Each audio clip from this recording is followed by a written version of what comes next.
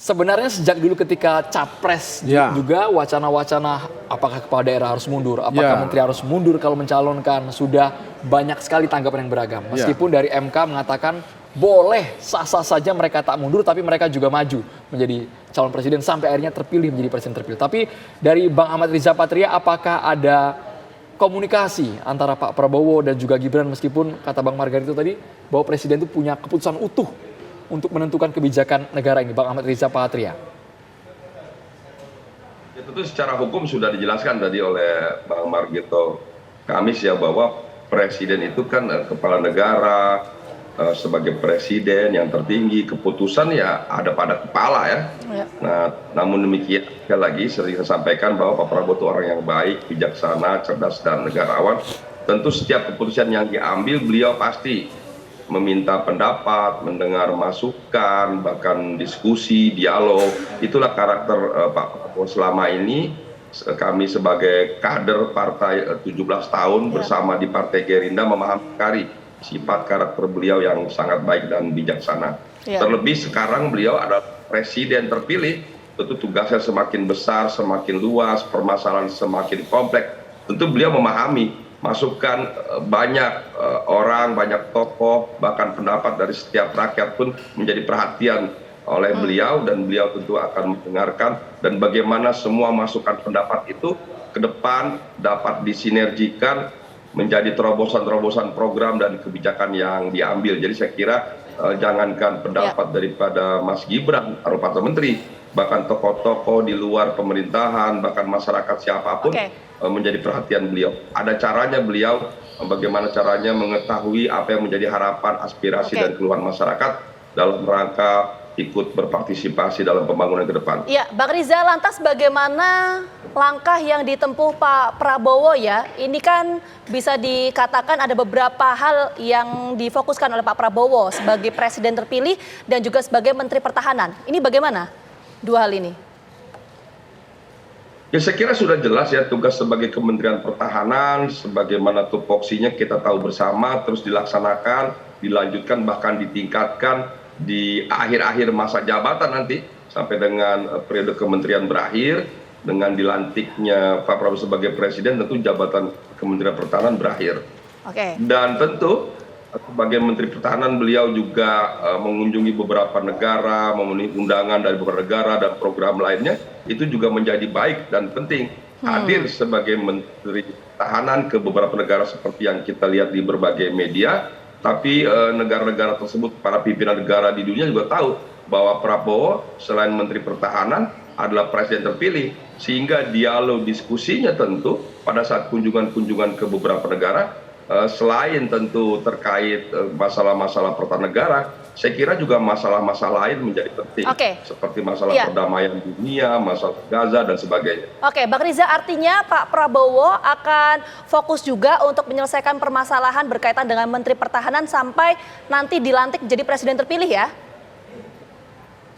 Ya, sejauh yang saya ketahui demikian. Saya belum pernah mendengar bahwa ada keinginan untuk mundur. Saya kira beliau orang yang bertanggung jawab, fokus diselesaikan, karena tugas sebagai presiden terpilih bisa dilaksanakan ya dalam rangka menyusun paket umpamanya, program-program lainnya itu bisa dilaksanakan di sela-sela tugas sebagai Menteri Pertahanan. Apalagi sekarang Mas Gibran sudah mundur, bisa lebih banyak waktu di Jakarta, lebih aktif, tentu ini sangat membantu tugas-tugas Pak Prabowo sebagai presiden terpilih.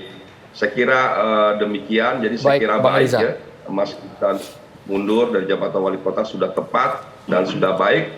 Ini akan membantu percepatan interaksi, komunikasi dan harmonisasi berbagai kebijakan nanti yang akan diambil oleh Bapak Prabowo ya.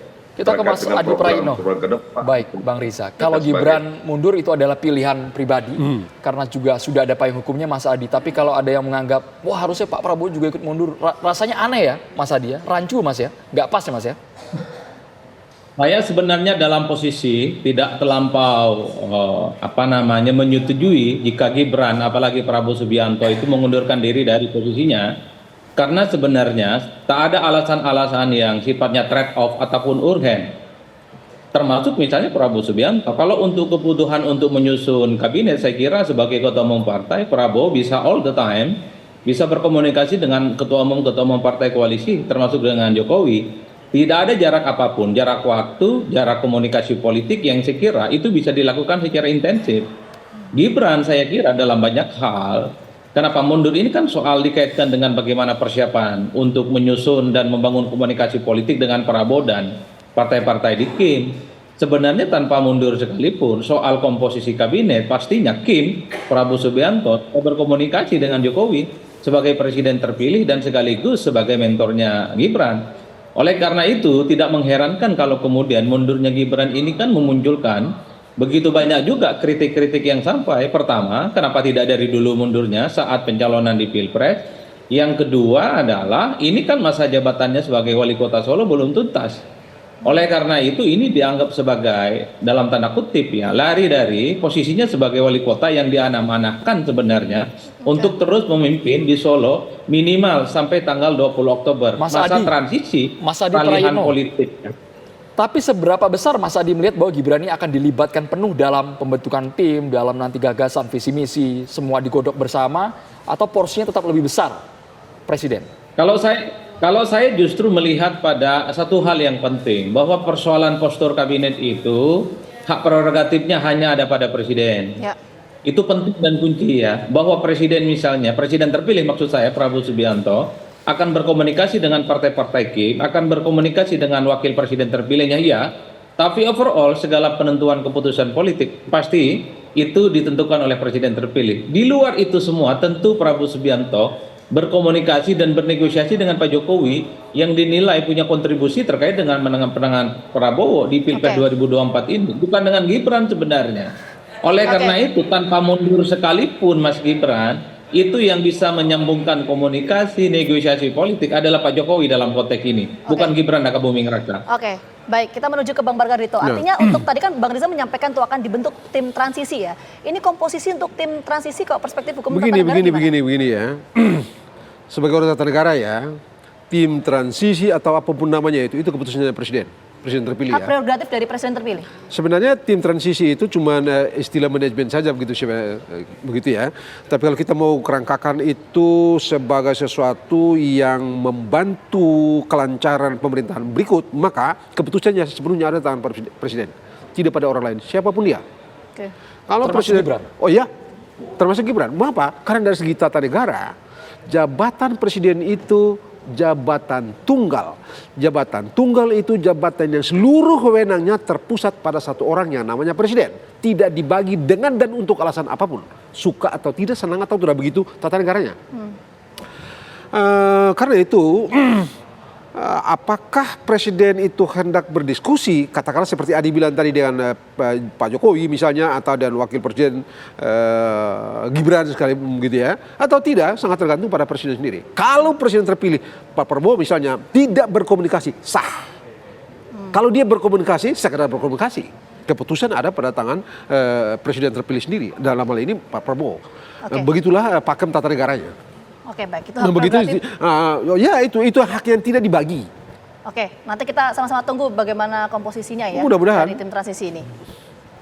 Baik, terima kasih Bang Margarito. Ya, kita tunggu Bang. Ini 3 bulan ke depan undang Bang Margarito terus membahas ini kita Bang.